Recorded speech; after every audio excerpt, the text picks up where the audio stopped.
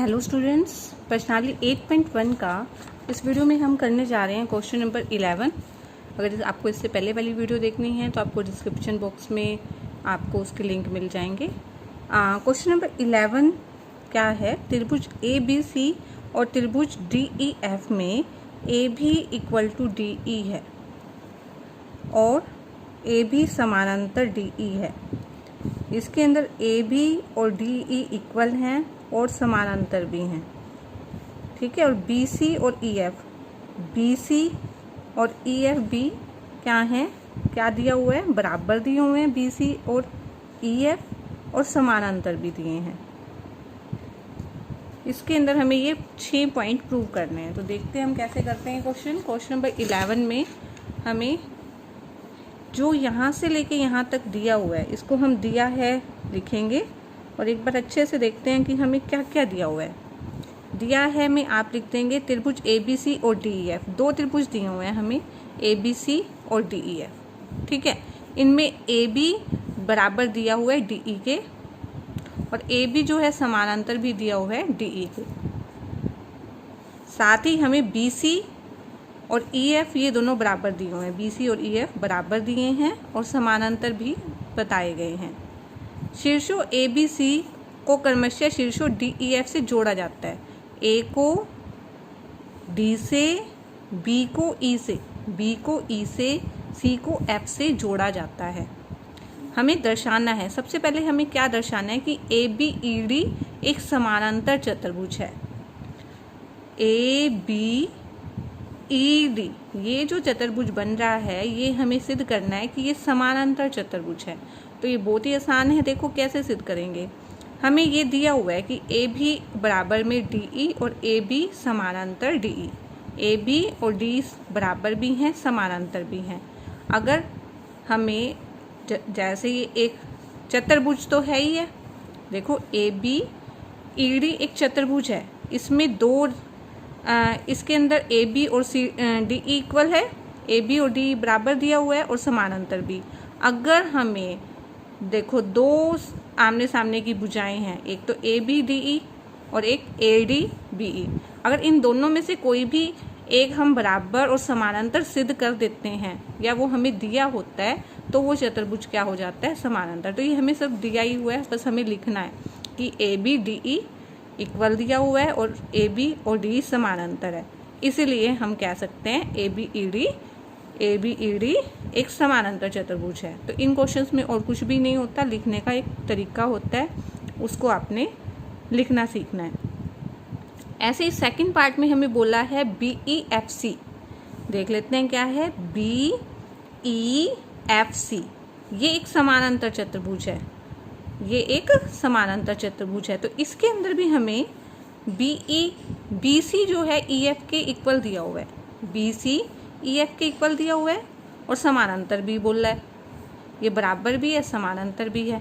तो एक युग्म बराबर आ गया, जो आमने सामने की भुजाओं में अगर एक युग्म भी बराबर और समानांतर आ जाए तो क्या हो जाता है, वो समानांतर चतुर्भुज। तो ये हमें दिया है, इसमें हम बता देंगे कि ये दिया है और इसीलिए ये समानांतर चतुर्भुज है।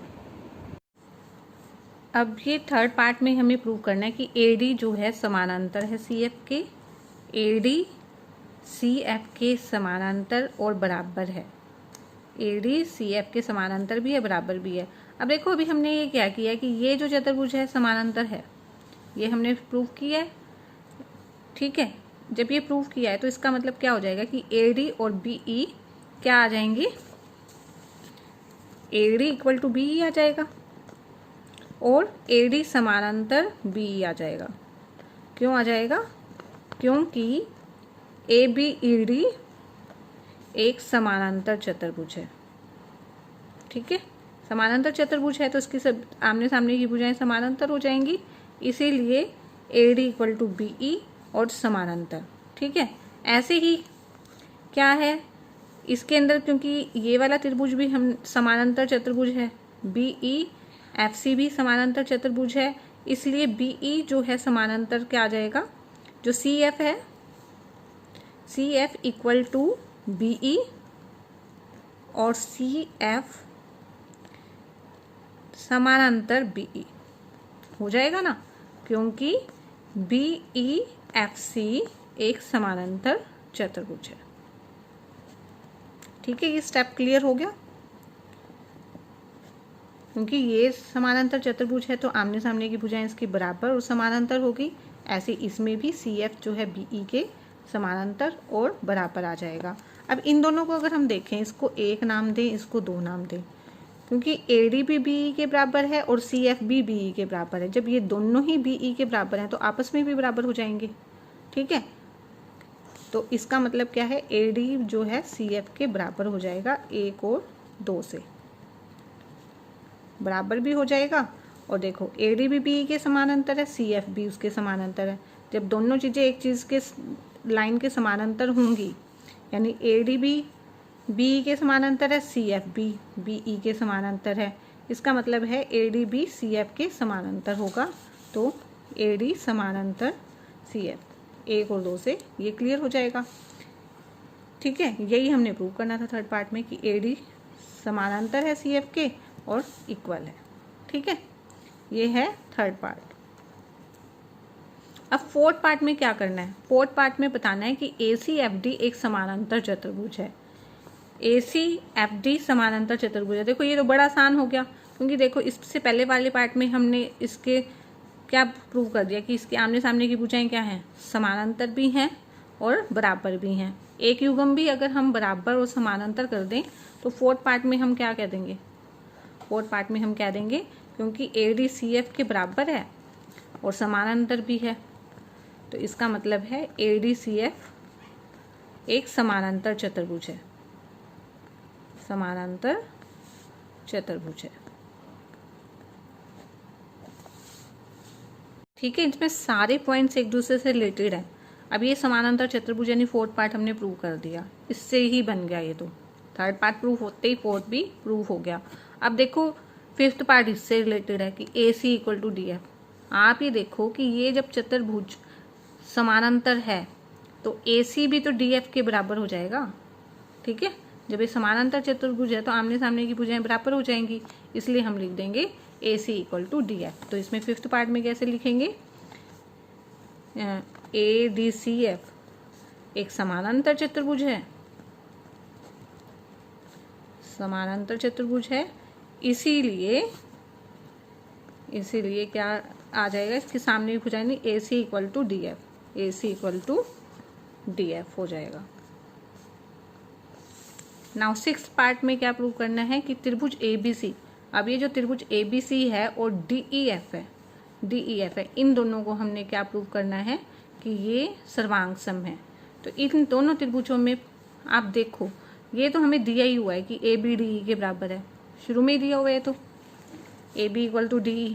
ठीक है, और BC equal to EF, BC equal to EF, ये 2 पॉइंट तो हमें दिए हुए हैं इन दोनों त्रिभुज के अंदर शुरू में ही। तीसरा AC इक्वल टू DF हमने यहाँ प्रूव किया, AC इक्वल टू DF यहाँ प्रूव किया, तो तीनों भुजाएं क्या हो जाएंगी, बराबर हो जाएंगी। तो SSS सर्वांग समता नियम से क्या हो जाएगा, ये दोनों त्रिभुज सर्वांग सम हो जाएंगे। त्रिभुज है ABC और DEF में, सिक्स्थ पार्ट है त्रिभुज ABC और त्रिभुज DEF में, क्योंकि AB इक्वल टू क्या दिया हुआ है, AB equal to DE, AB equal to DE दिया है, और BC इक्वल टू EF भी दिया हुआ है, BC इक्वल टू EF दिया है, और AC equal to DF, AC equal to DF पांचवें पार्ट से हो जाएगा। ठीक है, देखो इसमें AC इक्वल टू DF हमने प्रूव किया ही, AC इक्वल टू DF, तो ये तीनों भुजाएं बराबर आ जाएंगी, तो त्रिभुज ABC क्या आ जाएगा, सर्वांग सम हो जाएगा DEF के। ठीक है, बिल्कुल इजी क्वेश्चन है SSS सर्वांग समता नियम से। तो ये सभी पार्ट इसके बहुत ही आसान हैं, एक दूसरे से रिलेटेड हैं। होप कि आपको समझ में आए होंगे। क्वेश्चन नंबर 12 में ABCD एक समलंब है, ABCD एक समलंब है जिसमें AB समानांतर है CD के, ये दोनों समानांतर हैं, और AD जो है BC के बराबर है, ये भुजा इस भुजा के बराबर है। तो हमें कोण A और कोण B इन दोनों कोणों को इक्वल प्रूव करना है और सी और कोण डी को इक्वल प्रूव करना है। ठीक है, ये हमें प्रूव करना है इसके अंदर। और ये दो त्रिभुज भी सर्वांग सम करने हैं। त्रिभुज ए बी सी तो हम इसको मिला लेते हैं, ए बी सी और बी ए डी, इसको मिला देंगे, और एक बी ए डी, तो बी ए डी तब बनेगा बी ए डी। तो इन दोनों त्रिभुज को सर्वांग सम सिद्ध करना है। और फोर्थ पार्ट में विकर्ण ए सी और बी डी भी हमें इक्वल सिद्ध करने हैं। अब देखो इस क्वेश्चन के अंदर हमने सबसे पहला पार्ट प्रूव करने के लिए हम सबसे पहले क्या लेते हैं कि हमने ए बी को इस तरह से बढ़ाना है, ई तक इतना बढ़ाया है कि जो सी ई है समानांतर बने ए डी के, सी ई और ए डी क्या बन जाए, समानांतर। ठीक है, जब ये दोनों समानांतर होंगे तो समानांतर की ये गुण होता है कि जब दो रेखाएं समानांतर हैं, ठीक है, एक तिर्यक रेखा उसको काट रही है, तो ये जो दो कोण बनते हैं अंदर की तरफ, एक ही तरफ बन रहे हैं ना, ठीक है, तो इन दोनों का जोड़ क्या होता है, 180 होता है। तो इसी तरह से क्या हो जाएगा, ए प्लस कोण ई, ये कोण ए और ये कोण ई, जिसको हमने 2 से डिनोट किया हुआ है यहाँ पे, ये कोण ई, इन दोनों का जोड़ क्या हो जाएगा, 180। ठीक है, अब यहाँ से हम कोण ए की वैल्यू निकाल लेते हैं। कोण ई को उधर ले जाके माइनस हो जाएगा, ये प्लस में है तो जाके माइनस, तो कोण ए की वैल्यू आ जाएगी 180 माइनस कोण ई। इसको हम स्टार से डिनोट कर लेते हैं। ठीक है, अब हम, क्योंकि हमने ये कोण इसके इक्वल प्रूव करना है, तो इसके लिए हम क्या करेंगे, सबसे पहले देखो एक ये भी बन गया कि ए ई सी डी एक समानांतर चतुर्भुज बन गया है।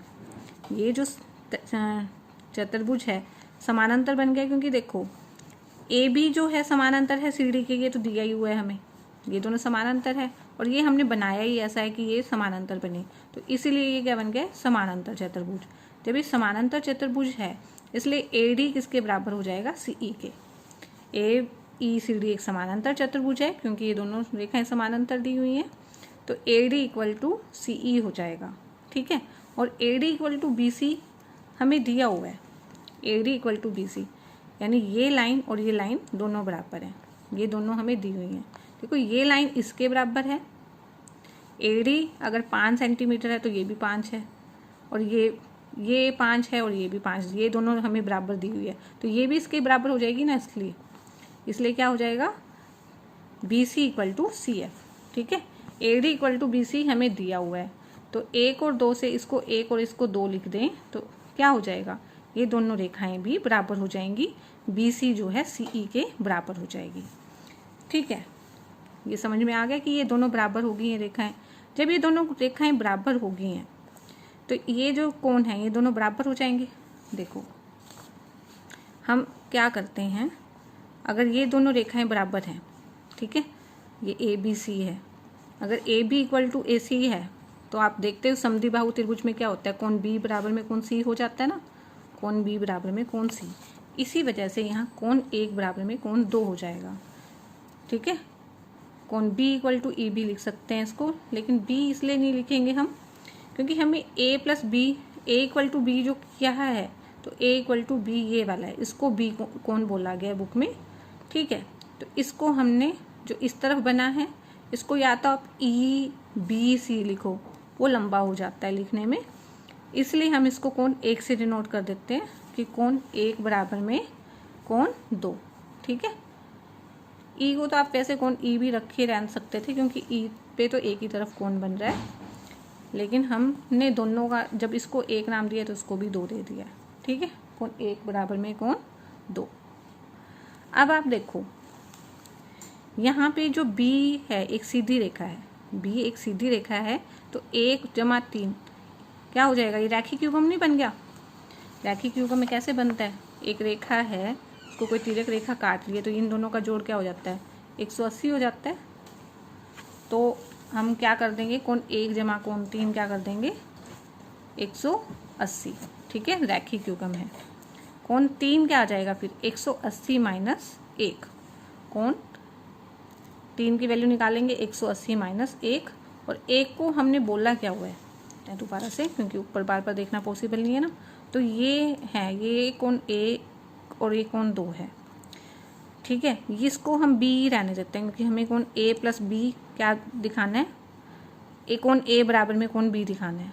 ठीक है, तो कोण 1 प्लस में कोण बी 180 है, कोण 1 प्लस में कोण बी 180 आ गया। ठीक है, तो कोण बी जो है, कोण बी क्या है 180 माइनस कोण 1 हो गया, कोण 1, और कोण 1 किसके बराबर है, कोण 2 के बराबर है ना, 180 माइनस कोण 2 बन जाएगा ये।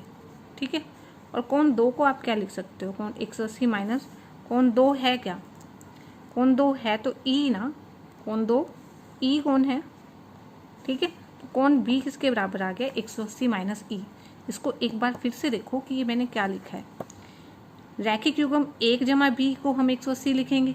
ठीक है, और बी क्या हो जाएगा 180 माइनस 1 को हमने 2 के इक्वल प्रूव कर दिया है। ठीक है, 1 की जगह 2 रखा और 2 की जगह हम क्या रख सकते हैं, क्योंकि 2 क्या है ई के इक्वल ही तो है, तो 180। तो कुछ भी मुश्किल नहीं है, बस सबको आगे के आगे लिखा है। अब आप देखो हमने यहाँ स्टार किसको लिखा था, कोण ए को क्या लिखा था 180 माइनस ई, ये स्टार लिखा था ना। कोण ए किसके बराबर आ रहा है 180 माइनस ई, कोण बी भी 180 माइनस ई आ रहा है। तो कोण अगर इसको हम दें, क्योंकि 3 तक दे चुके हैं तो 4, तो कोण स्टार और 4 से क्या हो जाएगा, कोण ए कोण बी के बराबर आ जाएगा ना, राइट। कोण ए इक्वल टू कोण बी, क्योंकि ए भी 180 माइनस ई था और बी भी 180 माइनस ई था, तो उसको स्टार मानना था, इसको 4, तो ए बराबर में बी। तो फर्स्ट पार्ट इसका प्रूव हो गया। फर्स्ट पार्ट में ही थोड़ा सा प्रॉब्लम आता था, आगे वाले पार्ट बड़े ईजी हैं। सी को डी के इक्वल प्रूव करना है, सी और डी को। अब क्योंकि ए बी सी डी एक समलंब है जिसमें ए बी समानांतर है सी डी के डी सी के, तो क्या हो जाएगा, देखो ये इन दोनों का जोड़ भी तो 180 हो जाएगा ना, जैसे शुरू में हमने इसका और इसका किया था, तो इसका और इसका भी ए और डी का जोड़ भी क्या हो जाएगा 180। ठीक है, और ऐसे ही बी और सी का जोड़ भी क्या हो जाएगा 180 हो जाएगा। ठीक है, इससे क्या हो जाएगा ए प्लस डी, ये भी 180 है, बी प्लस सी भी 180 है, तो ए प्लस डी किसके बराबर आ जाएगा बी प्लस सी के। ठीक है, लेकिन ए और बी तो हमने बराबर प्रूव कर ही दिए हैं, ए और बी तो हमने फर्स्ट पार्ट में प्रूव कर दिए ना इक्वल, तो डी भी इसका मतलब क्या आ जाएगा सी के इक्वल हो जाएगा, क्योंकि ये दोनों इक्वल है। ठीक है, मान लो ये 5 है, ये भी 5, ये अगर 30 डिग्री है, ये भी 30 है, तो 30 से 30 कैंसिल ही हो जाता है ना फिर तो, यानी डी भी सी के इक्वल है। ठीक है, यही हमने प्रूव करना था। ठीक है, अब थर्ड पार्ट में हमने प्रूव करना है त्रिभुज ए बी सी, जो ए बी सी इस लाइन को मिला लेते हैं हम इसमें। तो अगर हम इसके लिए डायग्राम बनाएं ऐसे, इतना ही कि ये ए बी, ये सी डी, और इसके अंदर ए बी सी हमें प्रूव करना है, ए बी सी त्रिभुज और बी ए डी ये वाला त्रिभुज। ठीक है, एक तो ये वाला त्रिभुज और एक ये त्रिभुज, इन दोनों त्रिभुजों को सर्वांग सम सिद्ध करना है। तो सर्वांग सम सिद्ध करने के लिए देखो, ये तो हमें शुरू में दे ही रखा है कि ए डी बराबर में बी सी, ये तो हमें दिया ही हुआ है। तो और हमें देखो इस त्रिभुज के अंदर भी ए बी भुजा आ गई, और इस त्रिभुज में भी ए बी भुजा आ गई, ए बी दोनों में आ गई ना, इस त्रिभुज में भी इस त्रिभुज में, तो ए बी बराबर में ए बी कॉमन। ठीक है, और फर्स्ट पार्ट में हमने प्रूव कर लिया था ए और बी, एंगल ए और बी क्या है इक्वल है, ये एंगल और ये एंगल इक्वल है। ठीक है, क्योंकि इस त्रिभुज के अंदर तो ये एंगल आ जाता है ए और इस त्रिभुज में आ जाता है एंगल बी, तो ए कोण ए इक्वल टू कोण बी है, और B C equal to A D हमें शुरू में ही दिया हुआ है, बी सी बराबर में ए डी लिखो या ए डी बराबर में बी सी, एक ही बात है ना। ये 3 चीज़ें हमारी बराबर हो जाती हैं तो हम क्या कह देते हैं त्रिभुज सर्वांग सम है, कोई भी 3। तो ये है भुजा कोण भुजा, यानी एस ए एस सर्वांग समता नियम से ये दोनों त्रिभुज क्या हो जाएंगे सर्वांग सम। लास्ट पार्ट में हमें बोला है विकर्ण ए सी और विकर्ण बी डी। तो देखो जब हमने इसको मिलाया था, देखो इसमें हमने बस मिलाना ही, इसमें मिलाया ही नहीं है, इसको ऐसे मिला देते हैं। तो जब ये त्रिभुज और ये त्रिभुज सर्वांग सम हो गई हैं, तो इसकी ए सी भुजा और बी डी भुजा बराबर हो जाएगी ना सी पी सी टी से, A C equal to B D. C P C T मतलब सर्वांगसम त्रिभुज के संगत भाग, क्योंकि जब त्रिभुज सर्वांगसम हो गए तो उनकी सभी भुजा बराबर हो गई, इसलिए ए सी बी डी के बराबर हो गया। तो ए सी भी विकर्ण है, बी डी भी विकर्ण है, तो इसको बस ऐसे ही लिखा गया है, तो ऐसे ही लिख देते हैं हम। तो ये है फोर्थ पार्ट। तो ये क्वेश्चन तो इतना मुश्किल नहीं है ना, तो आपको समझ में आ गया होगा।